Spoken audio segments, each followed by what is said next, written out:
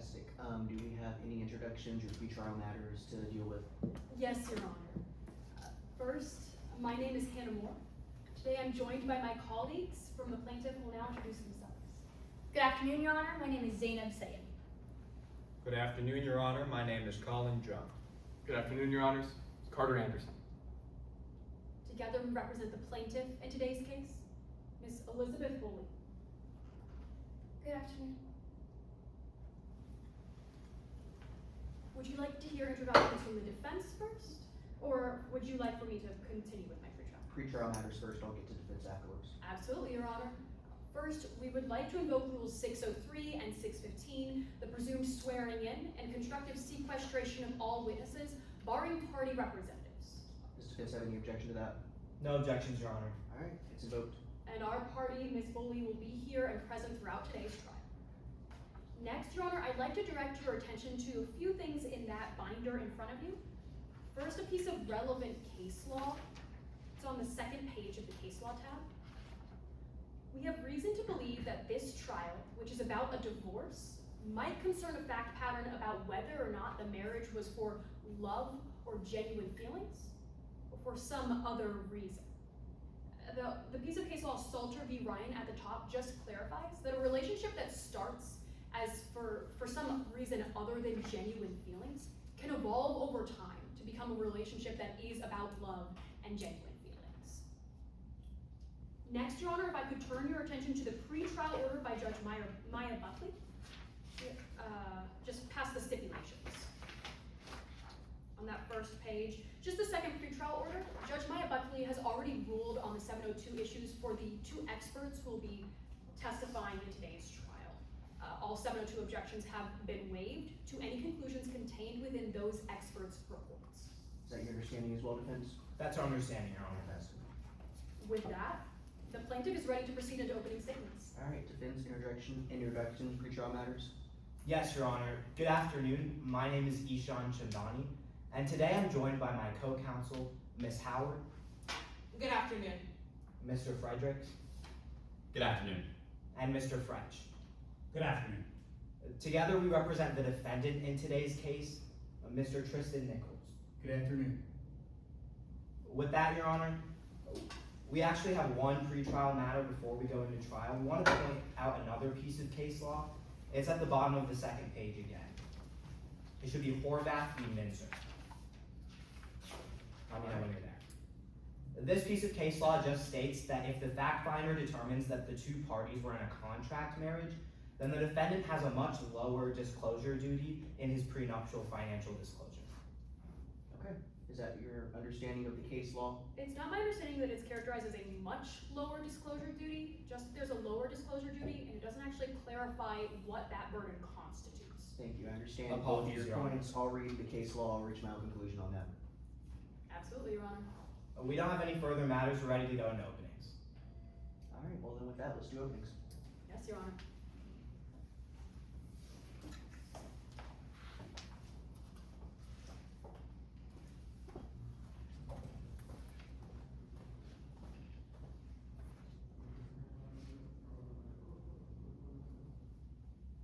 May it please the court. Love appears when you least expect it. Today you're going to meet two people who quickly became the it couple in the state of Maraldi, Tristan Nichols and Elizabeth Bully. But their relationship didn't start out like most people's. You see, when these two met each other, it wasn't love they were looking for. It was a business partner. Elizabeth could help Tristan satisfy his family and business interests, and in return, Tristan could help Elizabeth boost her career as an up-and-coming artist. It was a deal too good to pass up, and so the two of them agreed. That's how this relationship started. But that's not how their relationship ended. Because while these two were out posing for paparazzi and attending public events, real feelings were developing under the surface.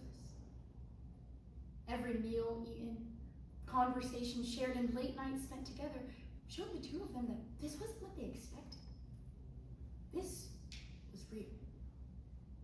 And as their relationship continued, their love for each other grew into true partnership and a true marriage.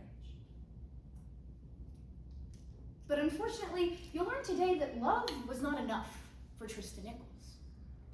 Because 3 years into his marriage with Elizabeth, he began his affair with another woman. While Tristan was out breaking his wedding vows, Elizabeth was at home, alone. Left in the dark wondering what went wrong between her and a man she loved so deeply. Now, before these two got married, they signed a prenup. And that contract between the two of them is the bedrock of this case. You see, the prenup in today's case contained a clause that said if Tristan Nichols was unfaithful to Elizabeth Bully during their marriage, well, then the entire prenup would be invalidated. But that's not all. The law also says that a prenup is invalid if one of the parties fail to fully disclose their financial assets. Today, Elizabeth is seeking to invalidate their prenup for these exact two reasons. Now, we expect the defense to tell you that Elizabeth and Tristan's marriage never deepened into love, that it remained a financial agreement, and thus the prenup should remain valid. But we will prove otherwise. Today, we will prove it is more likely than not that Elizabeth and Tristan developed into a love-based marriage, that Tristan was unfaithful during this marriage, and that Tristan failed to sufficiently disclose his financial assets before signing the prenup. So first we'll walk you through that financial disclosure requirements. We'll call an expert in forensic accounting to that stand, Tara Morgan. He'll explain what a full and complete financial disclosure looks like before walking you through his investigation of Tristan Nichols' incomplete financials. He'll reveal to you that $40 million in assets was hidden by Tristan Nichols and was thus missing from his disclosure. Finally, you'll hear from Elizabeth herself. She'll tell you just how her and Tristan's relationship changed over time. She'll tell you that it started out as a convenient arrangement between the two of them, but it grew into something much deeper. It grew into true companionship, trust, and love. She'll tell you when that all came crumbling down when she found out her husband was cheating on her. Members of the jury, love appears when you least expect it, and sometimes so does betrayal. But just because someone decides to betray their marriage, that doesn't mean they can claim it was never real. That's why we'll ask that you find that there was infidelity and insufficient financial disclosure, and we'll ask that you invalidate the prenup. Thank you. Vince, do you have an opinion? Yes, Your Honor.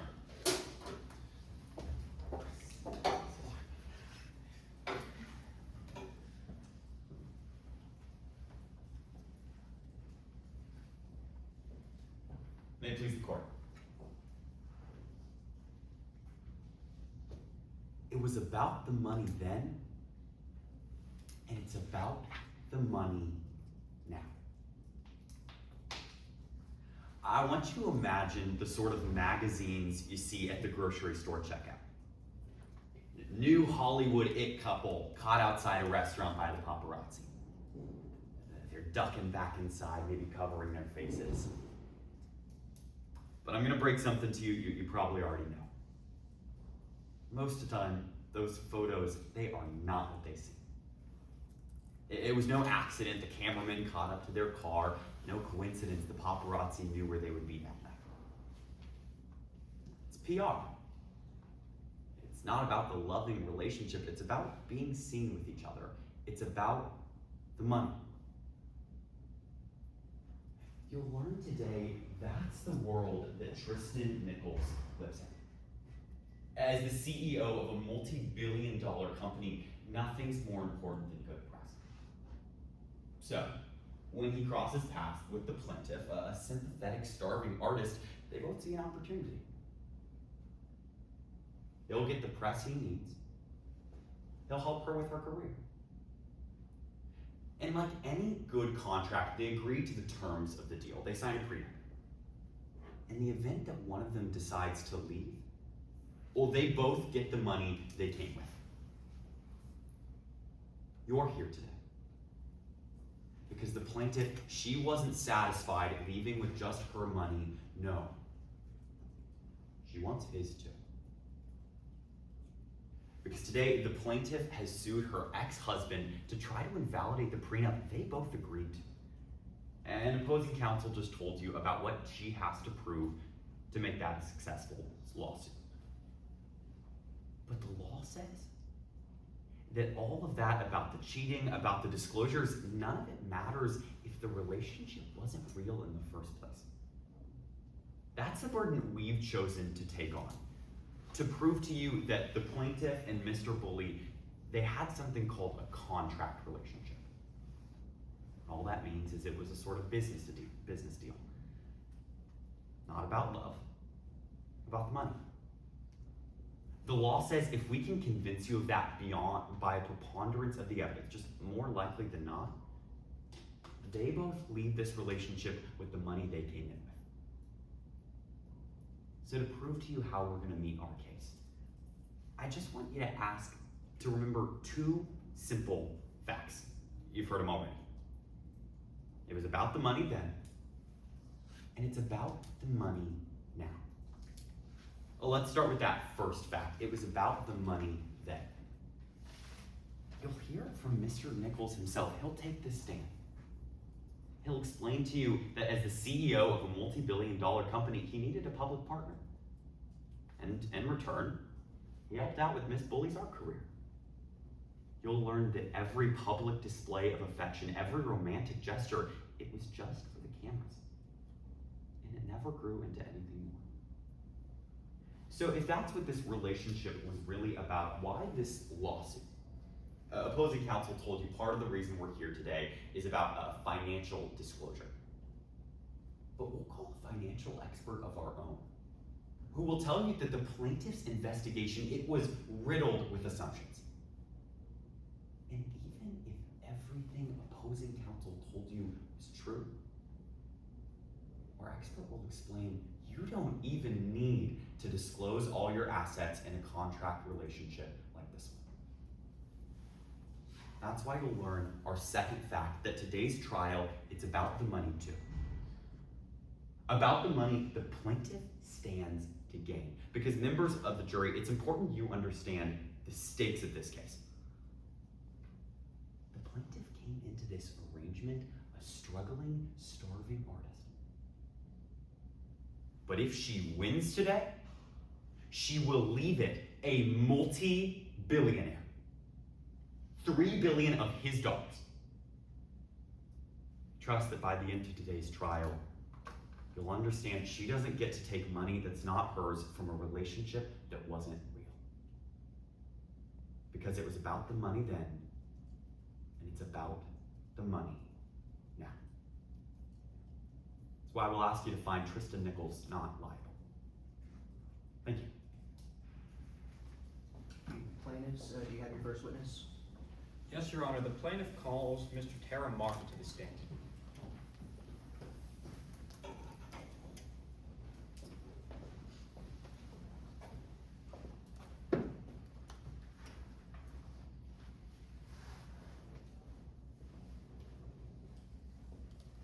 May I proceed? Good afternoon. Could you introduce yourself to the members of the jury? Certainly. Tara Martin, pleasure. What do you do for a living, sir? Well, I'm a forensic accountant, and I recently have now opened my very own firm, Cat's Eye Investigations. Sir, what's a forensic accountant? Essentially, it is my role to investigate when and where people might be trying to hide their money. And what made you want to go into forensic accounting? Well, I suppose it was a bit of a family business at first. My dear grandpapa chose to hide our inheritance across the globe in various accounts. If we wanted to receive our money, we had to go and find the companies and successfully navigate the money all the way back home, while avoiding all estate taxes, of course. It was that first victory where a young, precocious Tara Martin realized this is exactly what I wanted to do. Well, sir, what other kind of training have you got to become a financial or forensic accountant? Right, well, I have my MS and my BS in economics from the University of Wisconsin-Madison. I'm, of course, a licensed CPA as well. And I spent nearly 12 years working for the Morado equivalent of the IRS. And I specialized too while I was there in the corruption of the elite and powerful. And now for the past 5 years I've been working at my very own firm, quite successfully. And sir, how did you get involved in today's case? Well, I heard about this divorce between Eli Bully and Tristan Nichols, and I was requested to investigate whether or not Tristan Nichols had been hiding any of their assets during the course of the prenuptial agreement. What were you able to conclude? Well, I found that Tristan Nichols was hiding at least $30 million across various different accounts. Sir, you mentioned hiding money. Could you tell the members of the jury what exactly that means? Right.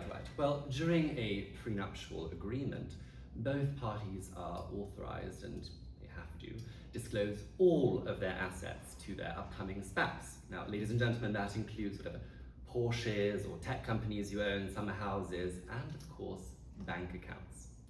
Now, if people are trying to hide something, they would instead try to put it into account that would be more difficult to track. Well, sir, why would they want to hide something? You're too sweet. During a prenuptial agreement, if you don't disclose a particular asset, then in the event of a divorce, you don't have to divvy any of it up. Sir, I want to see if the defendant in today's case might have done that. Could you open up that exhibit binder to tab 2? Certainly. Your Honor, it's pre-admitted. Could you tell us what tab 2 is? This is the list of all of the different assets that Tristan Nichols disclosed during the prenuptial agreement. It was my role to investigate whether there was anything that he conveniently left out. Well, sir, how would you go about finding if he left something out? Right, well, there isn't some floating magical list of all of these missing assets. Instead, I have to use a method that I like to call the pinball method. So why do you call it the pinball method? It might be easier if I show it using a diagram. May I get up to do so? Your Honor, can the witness step down and make a drawing?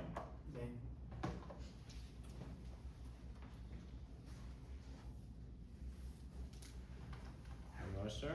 Thank you.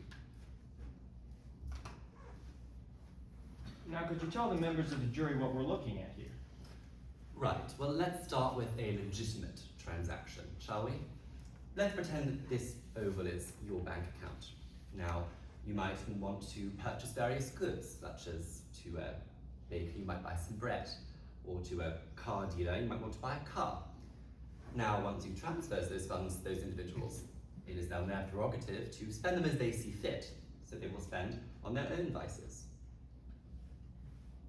Now, the important thing you can observe from this is that the original funds have begun to spread out. Now, is that what you saw with Mr. Nichols' transactions? Quite the opposite. Now, if you're trying to hide money, you still try to move the money around to make it look like a legitimate transaction. Now, importantly, you're still trying to buy things, but you would move it instead to someone like a company, then to a bank account you're familiar with, then perhaps to some relative, distant or not. Having said that, unlike a legitimate transaction, the money does not all spread out. So what do you mean it doesn't all spread out? Well, from the original bank account, you'll find that it all ends up in one particular location. This could be a fake corporation, for instance. Well, sir, why would you want to move your money to a fake corporation? Well, it's simply to make it much more difficult to trace. And sir, if the money's moved to a fake corporation, how would you find out where it came from in the first place? Well, this is where the pinball method actually comes in. Essentially, I'm able to skip all of these intermediary steps and instead take myself from the account to the exact final location where all of these funds ended up. Did you apply that method to Mr. Nichols' transactions? I certainly did. And I found that there was a lot of funds ending up in one location, a company called Secret Gardens, LLC. Sir, what is Secret Garden LLC? It's a shell company. Essentially, that means that it's a fake organization used to hide funds. How do you know it's a shell company? Well, there's a couple different things that caught my attention in my investigation. The first was that the account is made under the name of Tristan Nichols' personal assistant. And what's more, is that until at the beginning, even when the company was invented in 2018, there's only been a measly $1 in investments total. That was until Tristan Nichols chose to transfer $30 million into it. Well, sir, when did the defendant transfer $30 million into that shell company? 2021, the year just before the prenuptial agreement. So with that in mind, what was your conclusion after looking at the defendant's financials in this case? I concluded that Tristan Nichols did in fact hide at least $30 million of their assets. I mean, legitimate financial transactions just don't look like this. Thank you. Nothing further.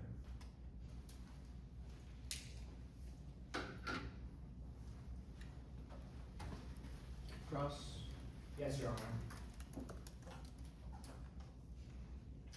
Just gonna move this.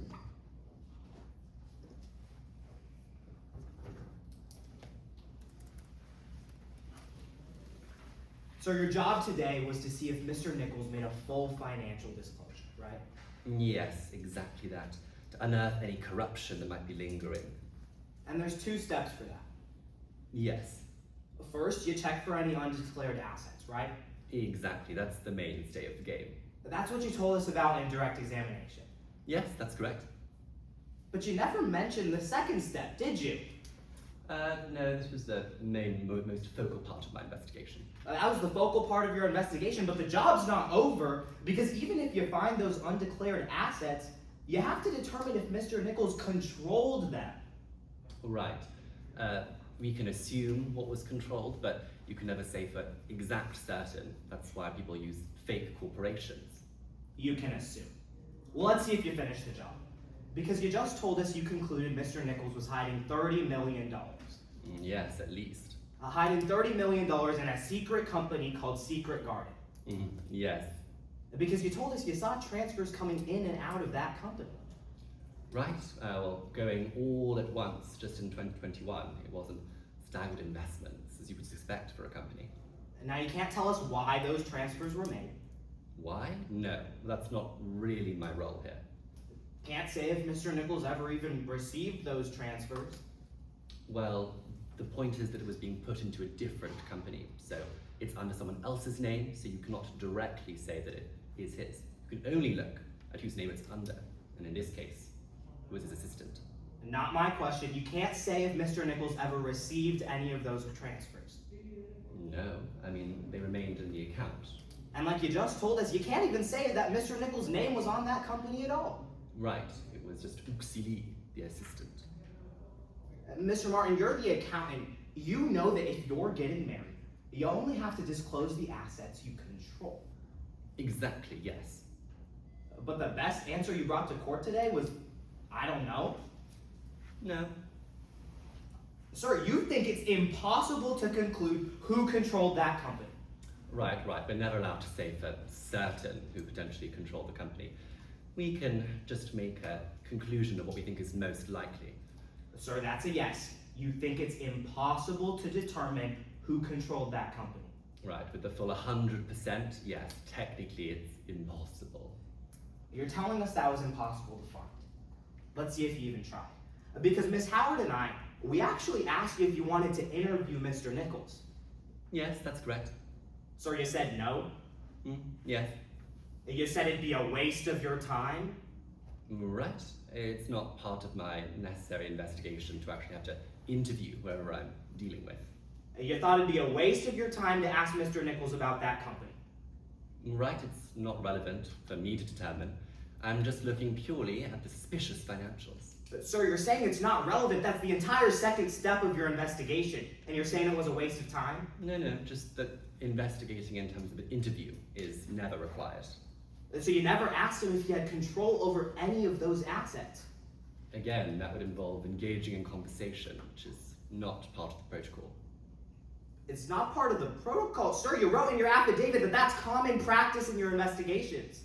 Some people do it, but again, in this instance, $30 million, all of a sudden, right before the prenuptial agreement. I had a sense of what I was dealing with here. Mr. Martin, that wasn't my question. It was your testimony in your affidavit that that was common practice to interview your subjects. Yes, that's correct. Some people do that. Let's see why you might have broken common practice. Because, sir, you were happy to go after Mr. Nichols. Certainly. I mean, this was the most juicy case to sink my teeth into. You were happy because even before you investigated, you knew he did something wrong. I certainly had my suspicions, but I let my conclusions dictate whether or not anything actually did occur that was untoward. Mr. Martin, you didn't just have your suspicions, you think every wealthy person has done something wrong. There's often a lot of suspicious activity with those individuals. That's what I've learned from my 12 years of experience investigating them. Sir, your words. It's not a question of if they did something wrong, it's a question of what they did wrong. Exactly. You can always uncover the truth. You actually invested the Nichols Group 5 years ago. Yes, I did.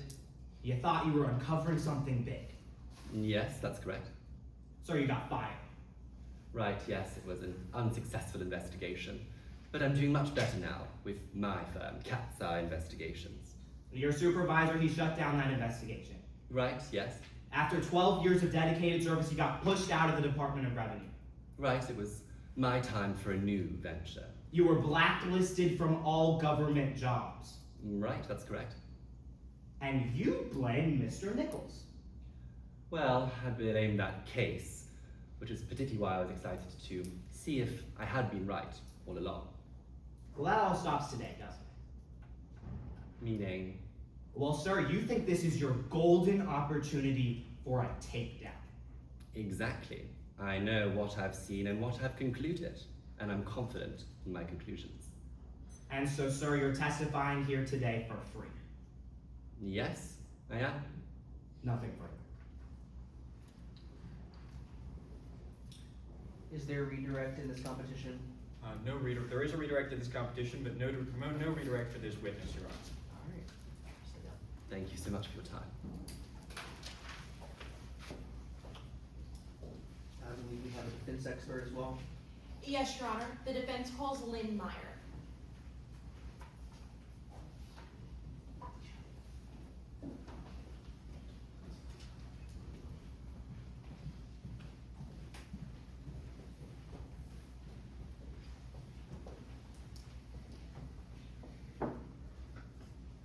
It was just a moment to set up the Amsterdam.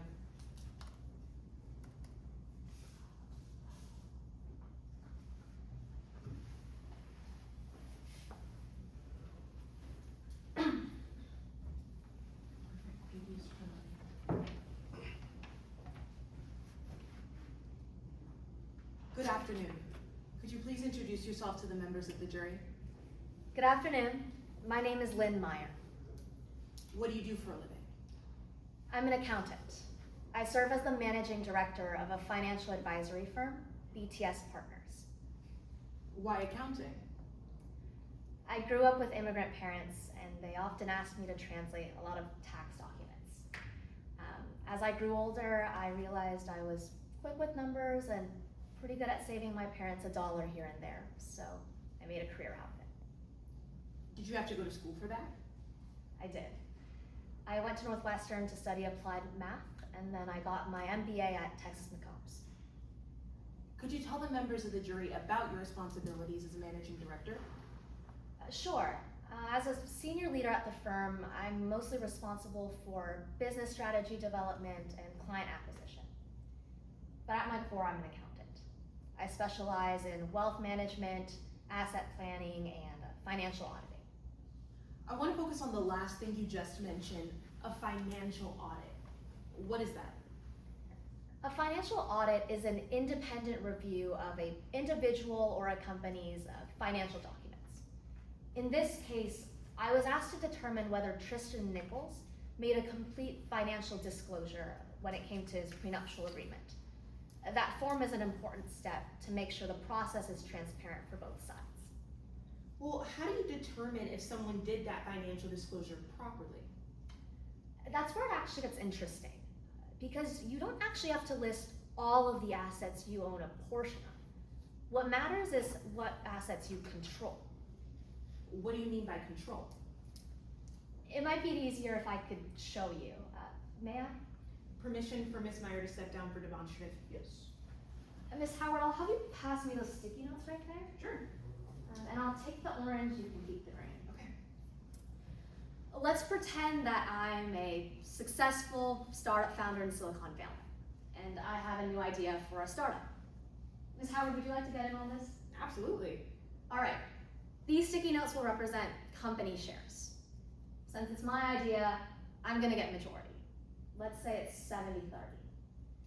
I'll take my 70 here, and I'll just grab a portion of their sticky notes. Perfect. Now, this represents the entirety of the company. So now that I own 30% of our company, would I need to list this in a financial disclosure? No, you don't. It doesn't actually matter how much money you own of an asset. What matters is if you have a majority of it, because that means you have decision-making power over this asset. So if you have 70% of the company, would you need to disclose it? I would, exactly. That is unless I decide I'm out. Startup culture isn't for me anymore. I'm gonna transfer most of my shares to you, so I'll take the rest of your sticky notes, and now it'll look as something like this. So you can see I still own a portion of this company, but I'm not legally obligated to disclose that because I don't have a majority anymore. Thank you, Ms. Meyer. You can return to your seat.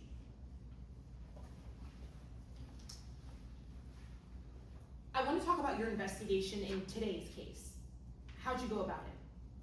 For my financial audit, I started by reviewing Mr. Tristan Nichols' financial disclosure and independently verifying everything he listed. Then I also reviewed the report of a different forensic accountant in this case. Let's talk about that forensic accountant. What did he conclude? He found 3 separate patterns in Mr. Nichols' financial history. There's a lot of moving parts and information, so Mr. Chandani, would you be able to help take notes just to make sure we can keep track of everything? Permission for Mr. Chandani to use the whiteboard? Yes. Why don't we start by writing A, B, and C at the top to represent those 3 different patterns.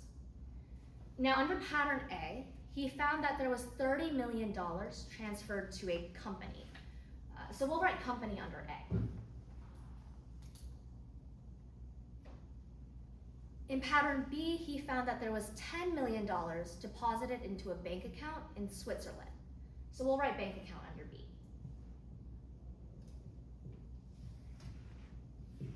And for pattern C, he found $2 million in anonymous blockchain payments, most of them which went to a bungalow in Switzerland.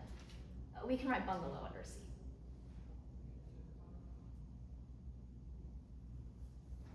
And now that accountant concluded that Mr. Nichols was hiding all 3 of those assets and that he had control over them. Did you agree with his assessment? No.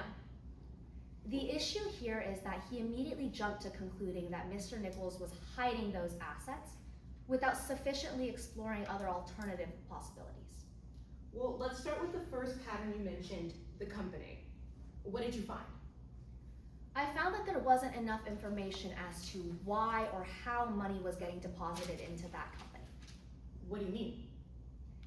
The company was called Secret Garden, and it's privately owned. That means that there's very limited information as to who is making the investments, how much they're investing, and why. So then let's move to the second pattern, the bank account you mentioned. What did you find there?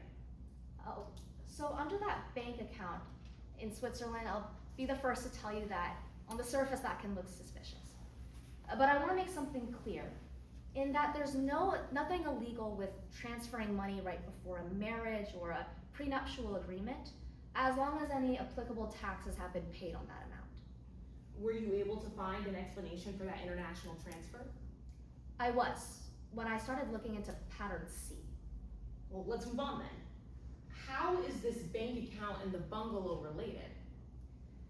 So the bungalow was in Switzerland, and I decided to look more into that. I called the front desk and asked them if anyone by the name of Tristan Nichols had stayed there. I had her Google an image of Mr. Nichols too to make sure we were talking about the same person. She told me that he was a regular guest there. Objection, hearsay. Response. We're allowed to rely on the inadmissible hearsay for the purposes of this witness's conclusion. She's using this information to make a determination about why Mr. Nichols' money would or would not have been there and whether or not he had control. Because these statements go to her conclusion, they're admissible in today's instance. Response? Yes, Your Honor. Although she's allowed to rely on inadmissible hearsay in informing her conclusions, she's not allowed to disclose that inadmissible hearsay unless doing so would be substantially more probative than it is prejudicial. That's a high bar that's simply not met here, since this is an out-of-court witness in another country. There's no way to verify whether or not this person's word is reliable. Response. Yes. We absolutely believe that this information has probative value. It's absolutely imperative that we understand whether or not Mr. Nichols was here or whether he visited this bungalow to understand if he would have control over these assets or if he was connected to them at all. It's absolutely imperative that we know whether or not he was a visitor there so we can understand how this money ended up where it did. Your Honor, if I may. The fact that this testimony about the bungalow is important does not necessarily mean it's substantially more probative than it is prejudicial. It's substantially prejudicial because this is a hearsay witness in another country and we can't cross-examine this witness. That's a high amount of prejudice, and there's no requisite amount of probative value to outweigh that. Response. Yes, is it your understanding that the standard here is substantially more probative than prejudicial? No, my understanding was that it was a preponderance of the evidence standard, that it has to be more likely than not that it contributes to a fact in this case, and that's our understanding. And we believe either way that it absolutely outweighs any prejudicial effect that this might have. It was the responsibility of the expert witness that the plaintiff put on the stand to determine whether or not Mr. Nichols was definitively tied to these transactions. Presence at the Swiss bungalow that he sent millions of dollars to absolutely helps us prove whether or not he was in control of those assets or could use them. We believe that any prejudicial effect is outweighed. Okay, briefly one more. Yes, I'll just read from Rule 703 for the benefit of the court. It says, the proponent of the opinion can only disclose inadmissible facts and data to the jury if their probative value in helping the jury evaluate the opinion substantially outweighs their prejudicial effect. Response? Yes, Your Honor. I stick with my original response. I absolutely believe any prejudicial effect is outweighed here. The entire reason that Ms. Meyer was called to the stand today was to determine whether or not Mr. Nichols had control over these assets and whether or not they were his. Hearing whether or not he was present at a Swiss bungalow that he sent millions of dollars to directly contributes to her conclusion of whether or not she had control over these assets. We understand that there may be some prejudicial effect, but it's absolutely outweighed by the probative information of whether or not Mr. Nichols had control or knew what these things were. Thank you both. I'm going to overrule your objection. Yes, Your Honor. Ms. Meyer, you were telling us about how you called an operator at the bungalow. What did they end up telling you? She confirmed to me that Mr. Nichols was a frequent guest at that bungalow. Did she say what he was doing there? She said while he was there, he made frequent visits to a nearby hospital. So I did some more digging and found that in 2021, a Swiss hospital received $10 million in an anonymous donation. That's the same amount that was deposited into that bank account in pattern B, but this was something the forensic accountant didn't look into. Were any of the assets that we have listed here controlled by Mr. Nichols? I couldn't find enough information to determine if Mr. Nichols fully controlled those assets. So why don't we write control and put a question mark there? So if Mr. Nichols did control these assets but didn't disclose them, is that a problem? It would be, but there's one exception to that. If Mr. Nichols and his wife, Miss Foley, were in a contractual marriage, meaning they were only married on paper, there's little to no legal requirement to disclose assets in that situation. Ms. Meyer, what was your conclusion in this case? It's my professional opinion that Mr. Nichols made a sufficient financial disclosure. There was nothing improper or illegal about him leaving off those assets if he didn't control them at the time or if his marriage was contractual. Thank you for your time, Ms. Meyer. I have no further questions, Your Honor. Cross. Yes, Your Honor.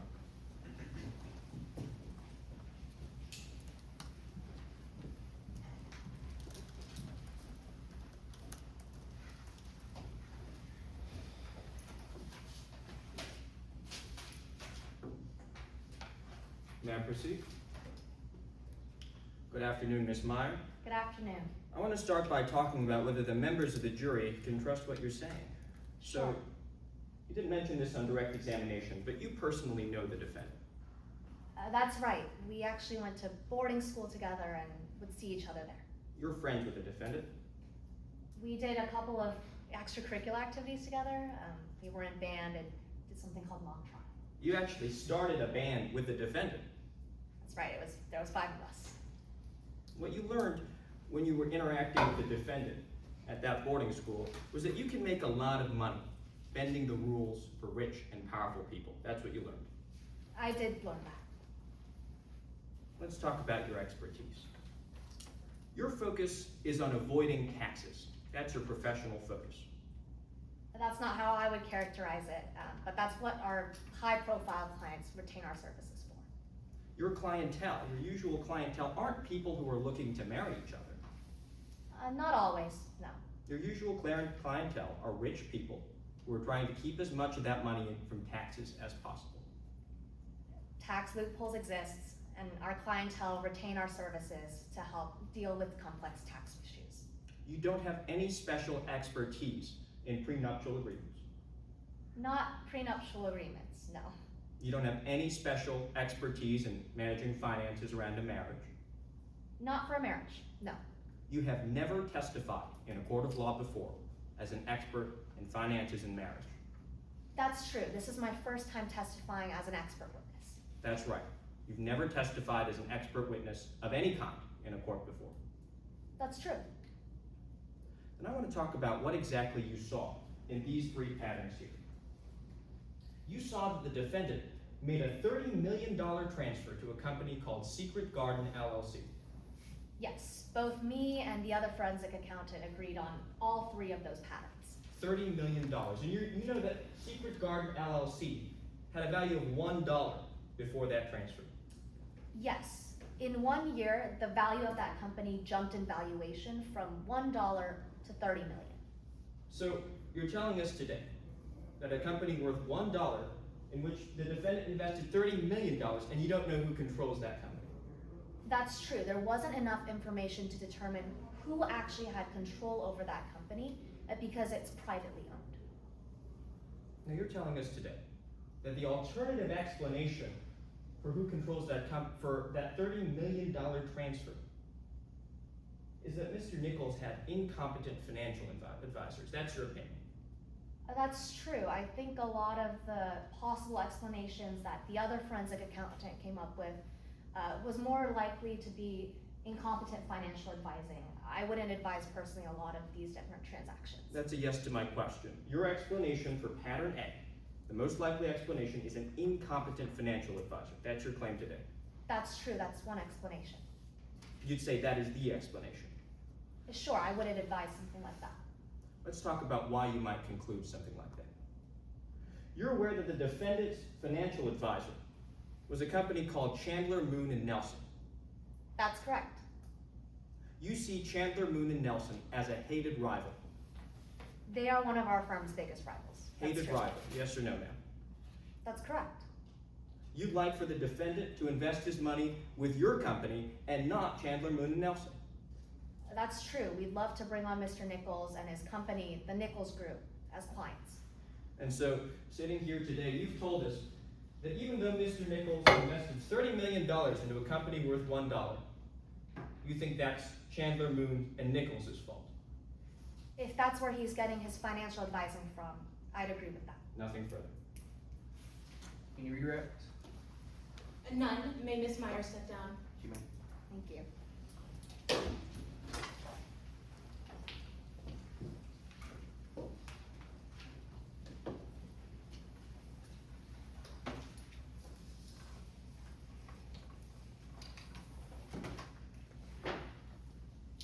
And I believe that we had a 10-minute recess, correct? Yes, Your Honor, 10-minute recess before we proceed. All right. Yes, sir.